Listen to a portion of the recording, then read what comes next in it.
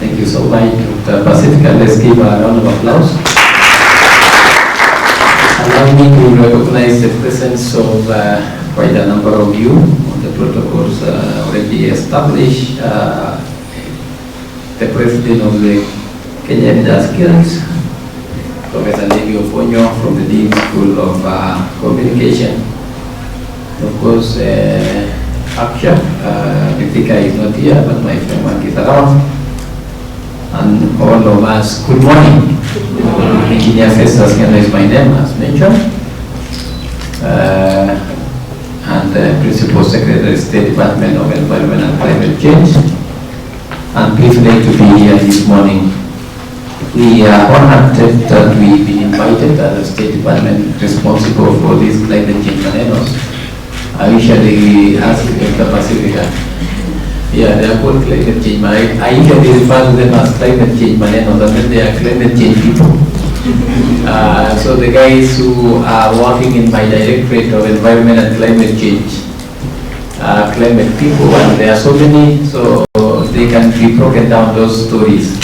And of course, Pakia has been very, very supportive in terms of the movement, the civil society voice. I think you forgot to mention that you protested, or we protested as Kenya also, that we lost the opportunity to host the loss and damage secretariat, and I think it is how we work together as a team. But in terms of reporting and those climate issues, I think the teams are here. We are privileged that GIZ has put this together. We just had this conversation. I think we were doing Africa Climate Summit at Serena, and I didn't know it was going to be happening like this, but I want to appreciate GIZ for standing the Kenya Leaders Guild team, and I think reporting is also important. So receive greetings from my Cabinet Secretary, Honorable Soifan Tuyo, who was supposed to be here, but engaged on something else, and therefore she sent me to represent the team. But I have a very, very strong team that works with me at the Department of Climate Change Directorate led by Dr. Pacifica, and I will also other technical officers who I usually send them. If you come to my office to discuss this climate change manenos and they are not there, I might tell you something else. So I usually make sure that I walk around with them to be able to deliver on the message. So allow me to read a few remarks that have been put here.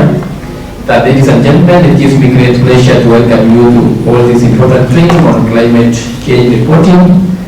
Let me state that this training is very timely, as we all need to act with a great urgency to address critical issue that affects us all, and that is climate change. I am especially happy to know that the conversations we started last year during the Africa Climate Summit, as responded by Dr. Pacifica, on the role of well-informed climate change reporting and big follow-through. And during the media event hosted by the Ministry of Environment, Climate Change and Forestry in partnership with the GIZ and the Kenya Leaders Guild, the need for more training and capacity building for reporters, editors, journalists, and other media actors was strongly highlighted. This novel training, therefore, it signifies our joint commitment to continuous learning and delivery of factual information. And I want to just give a thumbs up to the editors and journalists. I think we have almost understood what we are reporting on. I think we are there. I remember this vlogger story that Pacifica was talking about in 2018, when we invited media guys to Nakuru with quite a number of governors, and we were trying to discuss what is this climate change, and everyone thought that it was about planting trees. And I think 5 years down the line, I think we understand how to report and what the things that we are looking at as we look at the effects of climate change. And I think we are going into the Met Department has issued an advisory hearings a few weeks ago, as mentioned here. We have lost some few people in that regard.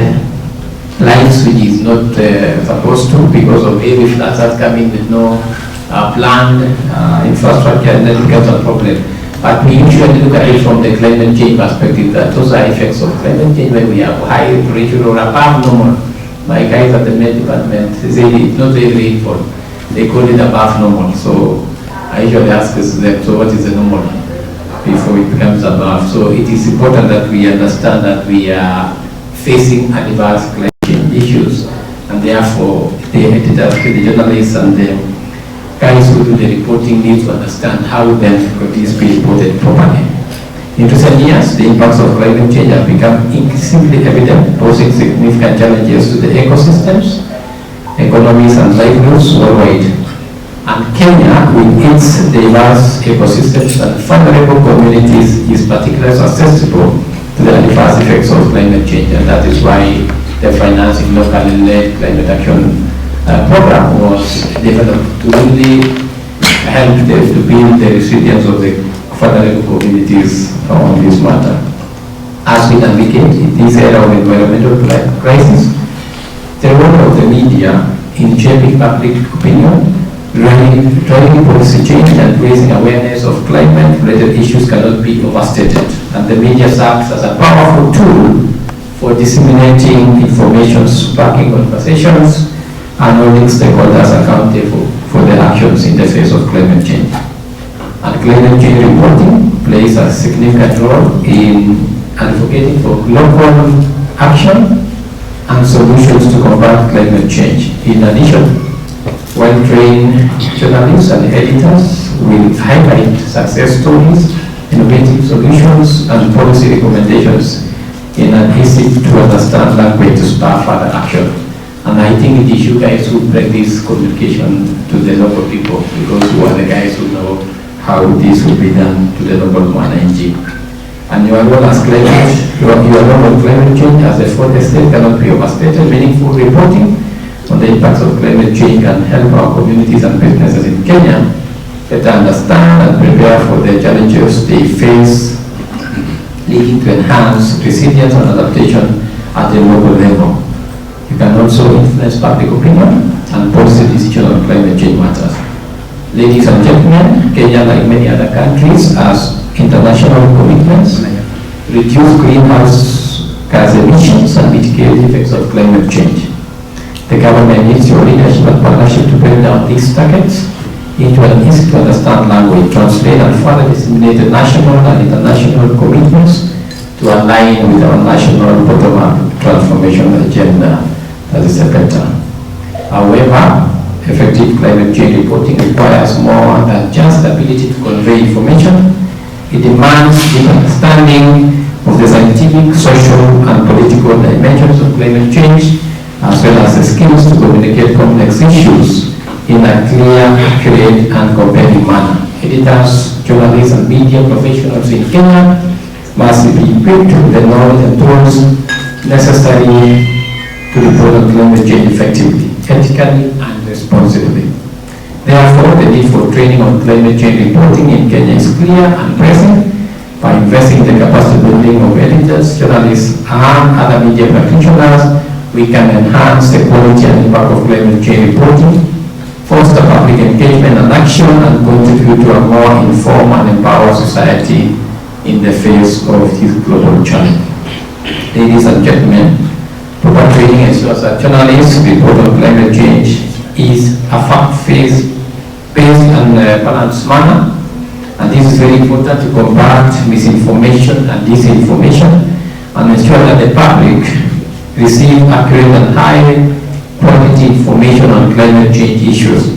I want to remind all of us as editors and reporters in this room today that you are the gatekeepers and you must be alive to the infiltration of fake news which can cause more harm to the local communities. Let me take this as an opportunity to thank our very committed partners in the environmental conservation and climate change, the German government through GIZ. I am especially delighted and not the support to develop a curriculum on reporting climate change. The plan to streamline the modules and anchor the curriculum in an institution of higher learning is welcome by the Ministry of Environment, Climate Change and Forestry, as it ensures sustainability of site trainings. In order to boost the outcomes, the State Department of Environment and Climate Change will facilitate linkages with various like-minded institutions, including other ministries, to identify reporting gaps that need to be mainstreamed in the curriculum. On top of my mind will be the Kenya School of Government. I think that is the first place that you need to go, because already I know there were various conversations in that regard. I also want to congratulate the GAID for launching this initiative and for stepping up its mandate for impacting the next iteration of journalists. I understand that the trains will also target reporters in Kisumu and Mombasa, and this is highly commendable as it ensures the knowledge is imparted as properly as possible. Allow me, ladies and gentlemen, to reaffirm the commitment of the Ministry of Environment, Climate Change and Forestry to promoting environmental literacy, advancing journalistic and academic excellence, and catalyzing positive change in Kenya and beyond. I will at this point wish you a very fruitful deliberations. Looking forward to reading the synthesis of the outcomes of these trainings. And with those few remarks, I don't know what I'm supposed to do to declare this training officially open. I presume so. Thank you so much, and God bless you.